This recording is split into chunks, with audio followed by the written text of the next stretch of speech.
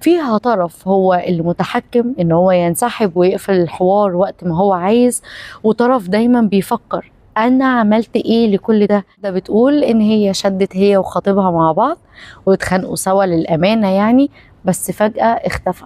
بقاله اسبوع ما بيردش على تليفوناتها، ما بيردش على المسجز بتاعتها، وعادي هو بينزل بوستز على الفيسبوك وبينزل ستوريز وعايش حياته، يعني هو عايش تمام ما فيهوش حاجه. بس بقاله اسبوع مختفي، لا بيكلمها ولا زارها ولا تعرف عنه حاجه. الانسحاب العقابي يعني حد بيختار ان هو يمشي ويسكت وينسحب ويبعد خالص عنك كده، مش عشان يهدى لكن علشان يعاقبك، يحسسك بالذنب وانك قلت حاجة قوية جدا ما تتعداش لدرجة ان لسانه عجز عن الرد، عشان كده سابك لحد ما تفهم غلطك لوحدك وترجع كده تعتذر، برغم ان انت في الحقيقة ممكن تكون ما عملتش حاجة لكل ده.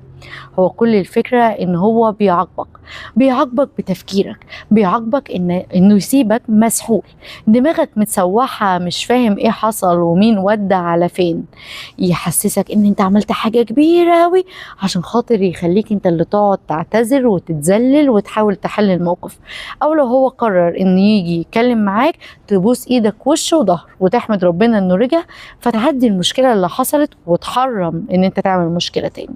المشكلة الكبيرة ان ده بيكسر اي امان في العلاقة، بيخلي العلاقة مفيش فيها اي نوع من انواع الراحة والثقة والامان، بيخلي الموضوع دايما فيه توتر وقلق. وبدل ما العلاقة تبقى حوار وكلام رايح وجاي وعتاب صحي ولوم صحي للعلاقة، لا، بيخلي الموضوع كله عبارة عن لعبة شد وجذب كلها وجع وتوتر وعصبية.